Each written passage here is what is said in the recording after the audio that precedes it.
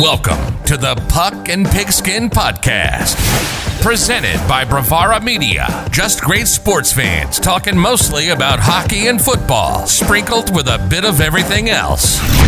Now, here's your host, a Flames fan with a Golden Knights backup plan, Jason Bizik. All right, I'm joined now by aspiring sportscaster, who I believe is currently in sportscasting school, Makayla Berze. Welcome to the Puck and Pigskin Podcast. Yeah, thanks for having me, Jason. It's a pleasure. So you're currently in broadcasting school, is that correct?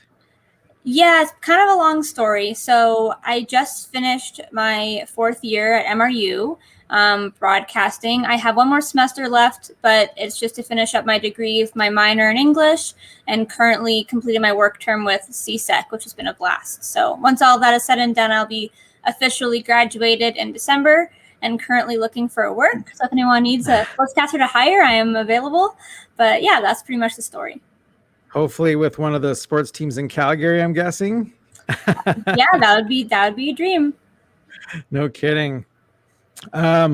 So let's burst right into and address the elephant in the room. The Calgary Stampeders, terrible start so far, 0-2. What do you make of what's happened so far from your perspective? Yeah, I mean, it's definitely not the start that we thought it would have been. For me, like, we are the youngest team in the league, but I didn't think that was going to be a setback. I think if you really look back at two games in particular and really analyze them, the first game against Toronto was ours to win. Unfortunately, the first drive from us was horrible, and the last drive was horrible as well. If you take those away, I think that's really our game. We had scored more than Toronto did. They just got the touchdowns. We've been having a problem getting into the end zone. And that's been the story so far, I think, in the first 2 weeks, is just crossing that line. I don't know if they know what that line is. You just got to cross it. It gives you 6 points. I think that's been the main thing. Rene Paredes is automatic. He's been our leading scorer. He's kicked everything. So for me, looking at the BC game, I don't care whether it was Michael Riley going in or Nathan Rourke. You have to be prepared no matter who's coming into the game. And I think at the end of the day, like, our offense just hasn't been clicking. There's a couple instances in the game where I kind of questioned the coaching decisions. 2 of them, I believe we had a 3rd and 4 or 3rd and 3, and we kicked field goals. I wasn't sure why we didn't try to draw BC off sides. If we take the 10-yard penalty and don't draw them off, Rene is still hitting that field goal. So it kind of surprised me a little bit why you wouldn't just try to draw them, because we were right near the red zone. We were touching it. So that would have given our team momentum as well if we could just draw some penalties off of BC. And if you don't, then you kick the field goal 10 yards back and Rene would have hit them. So I wasn't sure why we didn't go for that. But that's kind of my analysis so far. Yeah, there were actually, I believe, a couple instances as well where we were 3rd and 2 or 3, and I think even in one instance 3rd and 4 where we actually gambled. Now, once we made it, and I think the other 2 we came up short, but definitely some odd coaching decisions there. In the red zone, I believe there's at least 2 interceptions in the end zone, if I'm not mistaken, possibly 2 for sure. Bo Levi does not, I was going to say he doesn't seem to be on his game, but he got almost 300 yards passing against BC. And I think he was around 260 against Toronto. So it's not like he's not throwing the ball well. It's just not finishing in the red zone, I guess. Exactly. That's what it's been for me, is that it's just been like, we've driven the ball, whether it's been good field position or not. It's just getting into the end zone that's been the biggest problem, because field goals aren't going to win you a game. And then our defense can only hold so much. They're kind of a new group. You got some veteran leaders on there, but some young guys as well. And there's only so much they can do when your offense just isn't putting up 6 points. So I think looking at Montreal, like, it's going to be a hard-fought game, but I think we could pull it out. Montreal's always kind of been an interesting team to go up against. Dave Dickinson's record against Montreal is 4-4 as a head coach. So we've had our wins, we've had our losses, but it's the 3rd week straight at McMahon, and if we lose 3 straight home games start the season, I don't remember the last time that's ever happened, or if that's ever happened. So that would not be ideal. Well, I know I heard, I believe I heard them say on the Fan 960 that it's been even a while since the Stamps even started 0-2. So definitely not in a good situation. Talking about Montreal, was it a surprise that they handled Edmonton as badly as they did? For me, honestly, no. I have a little bit of bias towards Montreal, as you can I see. see that. They're probably my second favorite team to root for in the CFL. And we did a podcast on Fresh Take Network with Mark Steven, and I predicted Montreal to be in the Grey Cup this year. And it's not really a surprise to me. I've been a big fan of Vernon Adams. I'm a big fan of Eugene Lewis. Love BJ Cunningham. Like, they have great players on that team, and Kahari Jones is a great coach. So them handing it to Edmonton was just entertaining, first of all. But they're not surprising to me. It will be interesting to see how they go up against teams in the East. I don't know. Hamilton has a weird situation going on. They're not as good as I thought they were going to be. But I like Montreal a lot. So it'll be interesting to see them go up against teams that have a better record. Obviously, Edmonton's in the same boat as us right now with their 0-2 start. So, yeah, Trevor Harris was actually the better quarterback in that game, passing for more yards, higher percentage, threw a touchdown. I guess Adams had 2 touchdowns. But so, yeah, that was really an interesting game and really an odd finish to me anyway. So I guess the other games that were this week, Saskatchewan destroyed Hamilton. I actually watched that game, and oh man, I don't know what's up with Hamilton. What do you think's going on there? yeah, it's really an interesting situation. I'm not sure if I really know or can analyze what's happening because I just wasn't expecting the start from them. Obviously, they have some injuries with Braylon Addison, but one player doesn't make your team. And Masoli looks healthy to me. Dane Evans is healthy. Sean Thomas Erlington looks fine. So I don't know really what's happening with them per se. I mean, even the defense, like Seontae Evans has made some good plays, and Simone Lawrence is the leader of that group, but they just haven't been the team that we know them to be. And I guess it's a similar situation to Calgary. Maybe it's just because of the shortened season, because of such a long time off. But I almost thought that was going to be in these teams' favor with just how great the coaching is. A coach like Orlando Steinauer always has his group well prepared. So, yeah, I don't know. Maybe they'll be different once they get in a game at home. But, yeah, it's definitely not been the team that I thought they were going to be. And I don't know. Brandon Banks has been grabbing his ribs a little, and just they haven't been clicking. I don't know if that's just because of the time off or if there's something that's in their heads or something. But yeah, it's weird. Yeah, I was just going to mention Brandon Banks because he was 5 receptions for only 30 yards that game, and he actually had some rushing yards in there, 12 rushing yards. So yeah, definitely something going on there. I agree with you. I saw him kind of clinching the ribs as well. Quarterback situation when Dane Evans came into the game, Dane Evans just looked terrible. He was not connecting on passes at all. They weren't even close, a lot of them. So no, he had Jalen Acklin open a few times and just going right over his head. So I mean, it's also a tough situation. It wasn't a game that Dane Evans could have came back in and won. I think he went in late in the 4th, and I mean, they were down by how much. So it wasn't a game that they could have won. I feel bad that he had to be put in that situation particularly. But I mean, I just don't see, he didn't play any better to warrant him to be the starter next week. I don't think Masoli has really been playing bad at all. I think it's just there hasn't been anything clicking on offense. It's the same thing in Calgary. We're not going to sit Bill because we've missed a couple passes. That's ridiculous. So I've heard fans screaming for Michael O'Connor, and I'm like, what are you talking about? Like, it's Bo. It's like things will happen. You don't sit Tom Brady. So I think it's tough without a preseason too, right? Mm-hmm.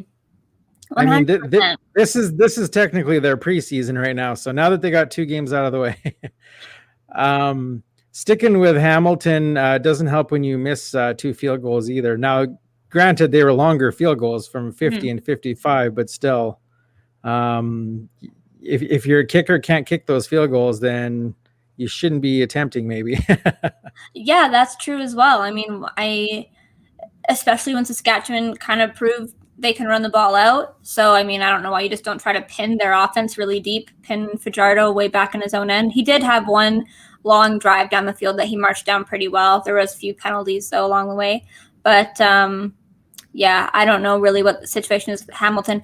I think maybe, like, everyone's just going to be freaking out right now. It is a shortened season, so that is getting people a little bit more worried. But I wouldn't be surprised to see Calgary and Hamilton go on some streaks fairly quickly. And maybe that's just me, just some wishful thinking that Calgary pulls it around. But I wouldn't be surprised to see, like, a 4-game win streak for both these teams. Yeah, that would be nice. And of course, Winnipeg is looking like Grey Cup champions. They're looking pretty good. What do you think? They are looking good. I wasn't worried about Winnipeg going into the year too much. Collaros was always kind of a question mark for me. But, yeah. I mean, they're doing well. They don't have their star in Andrew Harris, and they're still doing really well. Oliveira has proven himself to be a great backup, let alone starter. And, I mean, they don't even have Darvin Adams in there, and it's just they're working with what they have, and that's something that Calgary usually can do. And Hamilton as well has had their fair share of injuries in the past few years and been able to work it out. But Winnipeg is just, working with what they got and running with their system, and it's worked out for them. So, I don't know. It's still, for me, like, it's so early to just be like, yeah, this is the team. And especially when there's only 9 teams, it's so hard to be like, oh, yeah, Winnipeg, they're going to go to the Grey Cup, because anything can happen. I talked about it on another pod, and it was just about, because of such a long time off, there will be injuries this year, I think, and it only takes one little injury to kind of hinder your team back. So I wish players nothing but the best and to be healthy, but I mean, we saw Juwan Breskison go out already. Shaq Evans got hurt. So, I mean, it's only a matter of time till someone takes a little nick to something. Obviously, they're already missing Andrew Harris over in Winnipeg, but I'd be more worried looking at, like, a Kenny Lawler or Nick Dembski. Those are some key guys who need to keep healthy. Yeah, certainly not really missing Harris when your quarterback goes 32 for 40 for 292 yards, 80% passing. So, I mean, if it wasn't for the one pick, that game would have been near perfect. So Collaros to me is looking the best he's ever been, I think. It's hard to tell from just the small sample, but Maybe since 2014, I would say, like, he's back in his old prime. I remember it used to be who was the best in the league, Collaros or Bo, back when Collaros was in Hamilton, and then he had his injuries. So if he can stay healthy, he's looking really good. But you also have to give props to the Winnipeg defense. Jefferson and Jeffcoat have just been lighting teams up and just completely destroying their offense. They read the plays so well. They know what's happening. They adapt so quickly. They stop the run. They're stopping the quarterback. They're pressuring. So I think that is a big thing to do with it as well. Hamilton's defense hasn't looked the greatest to me like they should. Calgary's defense has held their own, but there's only so much they can do when your offense isn't putting up points on the other end. And there has been some rookie mistakes for Calgary. There's been some holes that they've opened up for the opposing offense. And that's something that Winnipeg has just done really well, is just hold down their defense and keep their offense on the field. So that's the one thing that you wish to do in the CFL, especially when it's only 3 down football, is to just keep going out there, stop them, put your offense back out, and let them march down this 110-yard field. So, yeah, I agree. So I'm going to put you on the spot for this week now and take some predictions from you. So who are you taking with Edmonton against BC? I mean, I hope I don't jinx it because I've been pretty wrong on my predictions, but I'm going to go with BC. I just don't know what's going on over in Edmonton. I think it's only a matter of time until they start clicking. They have great talent. Especially the Harris and Ellingson connection. But they haven't gotten that going yet. There hasn't really been much at all between Harris and Ellingson, which is interesting. That kind of surprises me as well. There are 2 players that know each other very well. So I'm going to take BC, though. I think Michael is getting healthier as the weeks go on. And I like BC's team. I like Brian Burnham, and I like Lamar Duran, obviously, former Stampeder. So I like their team. They got rid of Yamasaki, which was kind of an issue with field goals. So if they can clean that up and start putting those field goals through, that's only more points for that team. And Edmonton's really struggling, and BC's coming off the win against Calgary. So I'm going to pick BC.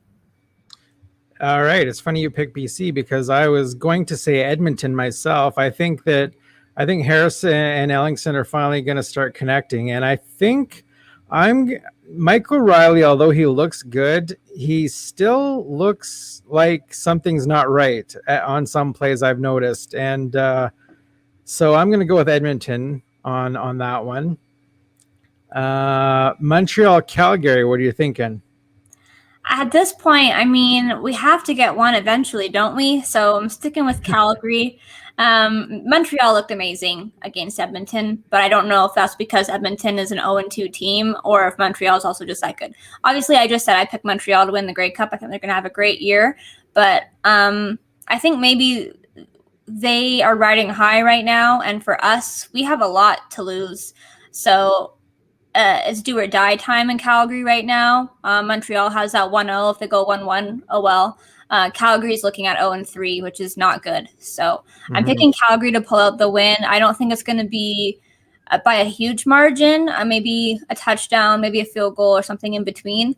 But Calgary has to get this win. They have so much riding on it. So that's why I'm going to pick us. Yeah, I agree totally on that one. I'm going to go with Calgary as well. I think Bo's having great games, except for the interceptions. You take away the interceptions, and those are two completely different games in my eyes. So, and it's been in desperation also. I mean, he's throwing into double coverage when he has to convert on a down. When you're dying for a touchdown, you haven't hit the end zone all game. So if they can get something going on their first drive, have a really good first drive, whether you just boot it in for a field goal or hopefully just score on the first, he's going to have that confidence, and it's not going to be too desperate going into the rest of the game. And I think that'll give our defense something to be like, okay, our offense put points on the board, let's just go do our job. So it's not going to be a long night for us. So I think really crucial and pivotal that the Stamps get a really good first drive on their first possession. Yeah, excellent point with throwing the interceptions out of desperation. A couple of those have definitely been air balls that is uncharacteristic of Bo. So Winnipeg against Toronto, who are you taking there? That's an interesting matchup for sure. It's a back-to-back game. They just played each other, so they're going to go up again. But the big question mark for me is Toronto's quarterback situation. Like, McLeod Bethel-Thompson, was it just a one-time wonder in the first game against Calgary? He held his own last year in Toronto, but of course, they put Nick Arbuckle in the last game. I don't know if they're going to start Nick Arbuckle right now, if he's still dealing with a little bit of an injury. So I think I'm going to pick Winnipeg just because I don't know about the quarterback situation in Toronto. Not saying that they can't pull it off at some point throughout the game, that whether it's Arbuckle or Bethel-Thompson, that they'll start clicking with their receivers. We know that they can, so that's not really the problem. But I just have more confidence in Winnipeg right now, so I'm going to stick with them. Yeah, Winnipeg is looking too good right now. Collaros is looking pretty good. I'm not sure what Harris's situation is. Do you know what his injury is, if he's possibility of starting this week? I haven't looked into it yet. As far as I know, I think he's still laying on that injured list. And if it's still a little bit there, I don't see them throwing him into the game when they don't need to. They've been able to win without him so far. So even if he's at 80%, I would keep him out just because I don't think he's crucial to play. So I wouldn't be surprised if he plays this week, but I don't know why they would want to play him this week. Yeah, just because Winnipeg looked so good last week, and Toronto, I mean, game number 1 against Calgary gave Toronto that game. So Toronto, in my mind, isn't looking that great so far. So I'm going to definitely take Winnipeg to win that one. And finally, Ottawa against the Riders. What do you got there? Oh, I got to go pick Ottawa. I want to upset. I think the Riders, they're obviously doing well right now. I have to give props where props is due. Cody Fajardo is great, very elusive, and that's his key quality, is being so elusive. But I think Ottawa is just a team no one is really picking right now, as a team that everyone has under the radar. Obviously, Edmonton's not a very good team, and they scathed by pulling out that win, but their defense is looking good. So their defense can just shut down Saskatchewan. Hopefully Nichols can do something, and pull something out for the offense.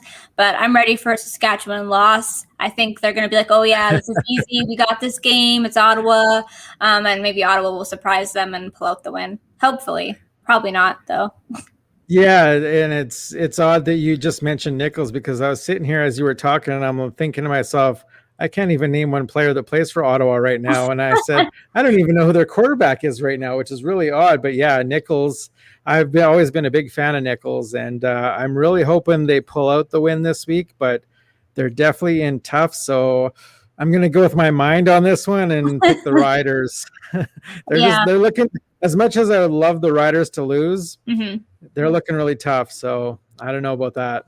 It's a good coach team. Craig Dickinson obviously is our home team brother, so he knows what he's doing. Jason Moss is way more comfortable just an offensive coordinator position and not having to run the whole team, I think. And then their defense is shutting it down. So they are doing well, but penalties is also a huge thing. Saskatchewan's had a lot of penalties in the past few games. Maybe they'll clean it up just because we haven't had football in a while and the first two are out the way. But if they can't clean it up, I think Ottawa can capitalize on that and try to punch in some sneaky plays. So I'm just going to stick with Ottawa. Hopefully. Come on, Ottawa. Yeah, not only that, but we failed to mention William Powell. William Powell, it looks like a machine in the backfield. Yeah, he does. He's just, so it all depends on Ottawa if they can just shut it down. Their defense looked really good, but once again, that was against Edmonton, which is kind of hard to compare to Saskatchewan. Yeah. Like, they obviously haven't been a good team this year, so maybe Ottawa's defense just lucked out.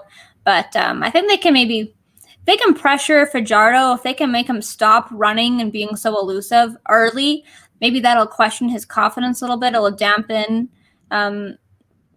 his will to run the ball and make him stick in the pocket a little bit longer, maybe make some bad decisions.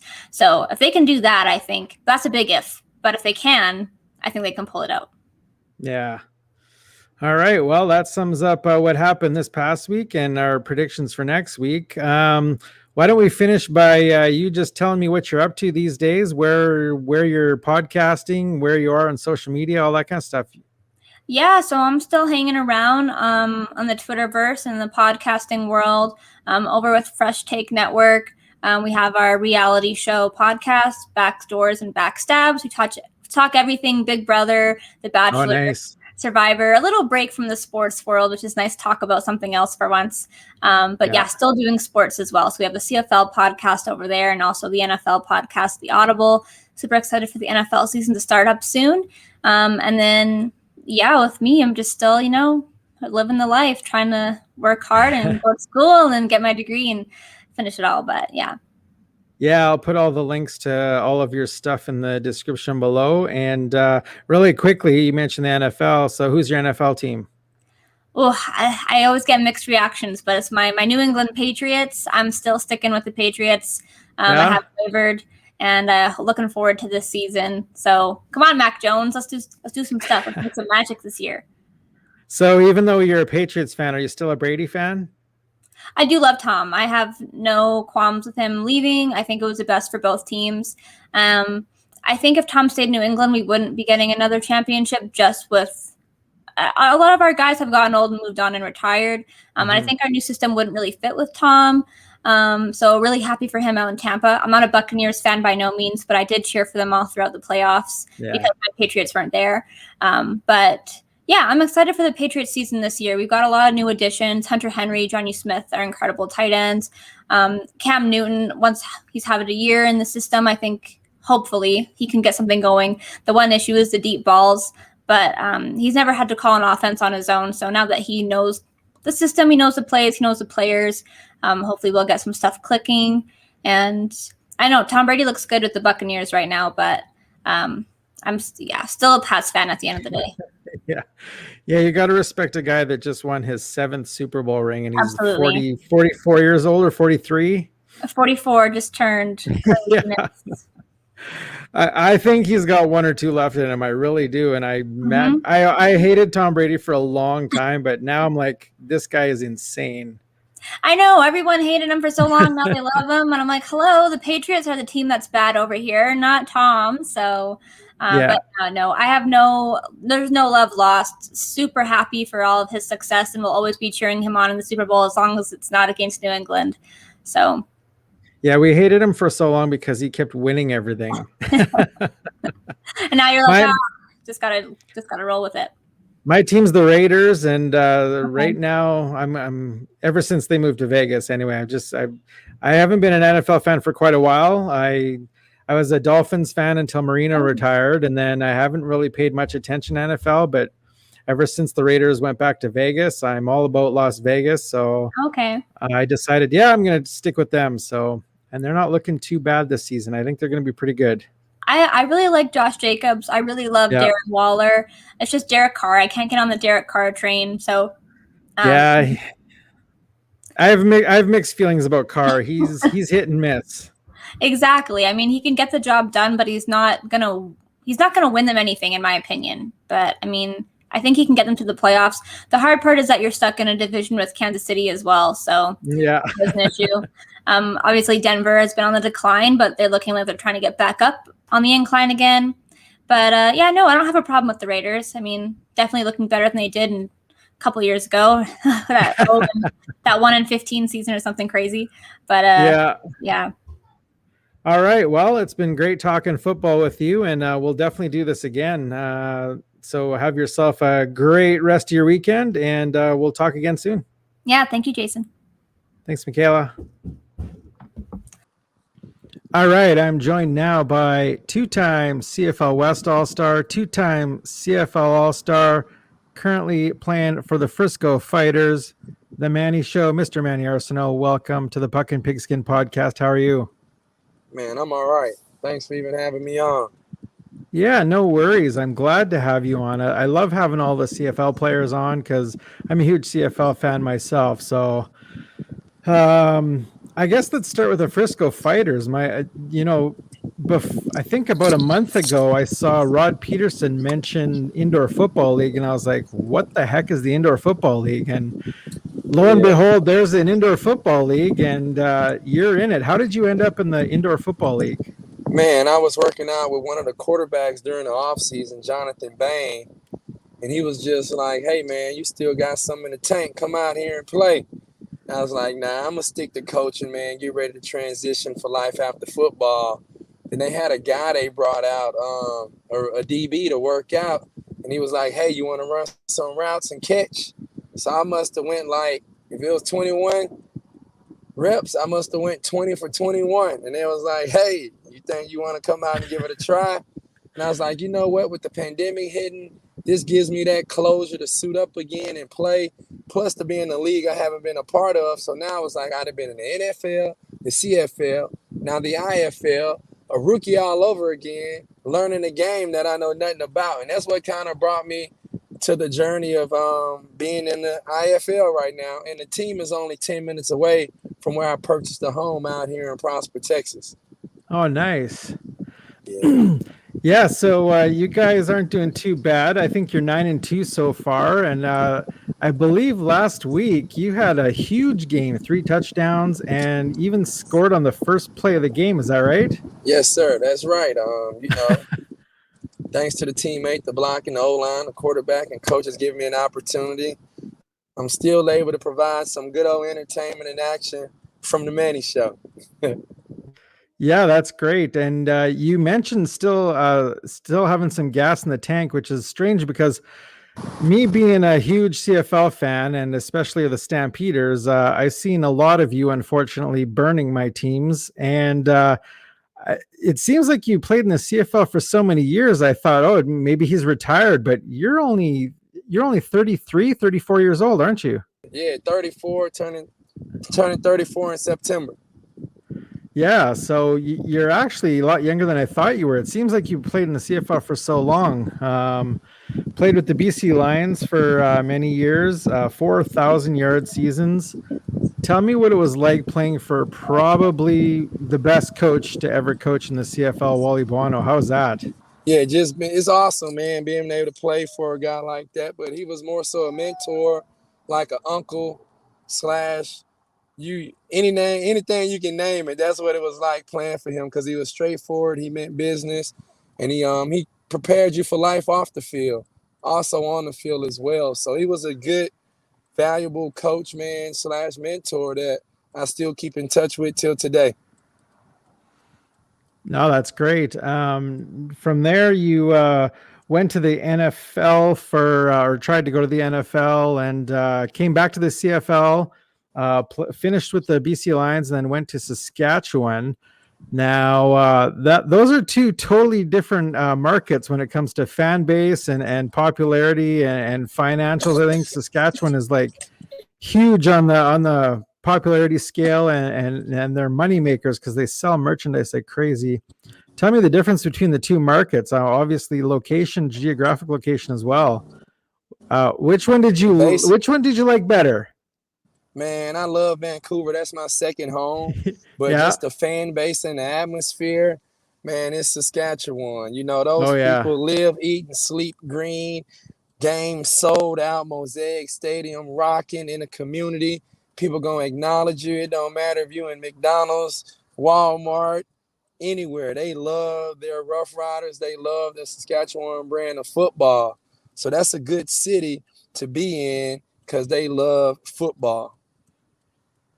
Yeah, no kidding. I think I read on your Wikipedia page as well that you were actually the BC Lions, Toronto Argonauts, and Edmonton Eskimos were all believed to have interest in you when you were a free agent. Were you close to going to any of those other teams, or was it BC all the way? Yeah, for me, BC, but with my agent, you never know where he would try to get me to go to. But for me, it was going where it all started for me. The team that gave me an opportunity, the team that created the Manny Show brand. And at the end of the day, that's what it's about, man. You want to go where you need it, where you want it, and appreciate it. So it was familiar territory with me. So they welcomed me back with open arms. And at the end of the day, I had one job, to go out there and produce. And produce you did. You were quite the receiver, as I said. Burned a lot of my teams many times.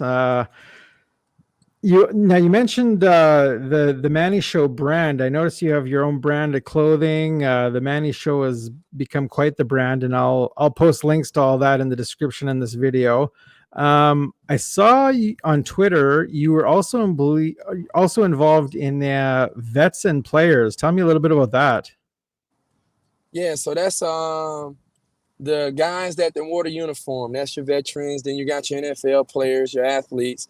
And it's a group that's to help guys during their transition once you come out of the uniform. So you come out, work out, then we have open floor discussions, and you just tell your story, share your testimonies, and just knowing you have a community where people have your back, that have been in similar situations, dealing with adversity, service to others, and just being able to provide something that was bigger than ourselves to make sure everyone around us was taken. So I see you're also involved with some youth camps and training, stuff like that. Tell me a little bit about that stuff you're doing. Yeah, I'm training athletes out of Built Forward Athletics in Prosper, Texas. Youth athletic development from ages basically elementary all the way up to the pros. I handle some of their off-season training, but my niche and focus area is that elementary to middle school, giving those athletes a base that'll help in whatever sport it is they're playing. And then also, like, I'm coaching a youth football team, 3- and 4-year-old with my son. So those are things that's keeping me occupied that I'm doing on a regular basis, is just working with the youth, being able to give back, go around doing speaking engagements, and looking to get that going and rolling as the COVID cases start to go down and cities are starting to open up. So, yeah. So, yeah, the next plan is to get some youth camps going in Canada. So I'm just waiting on everything to sort itself out so I can start promoting that and get that going.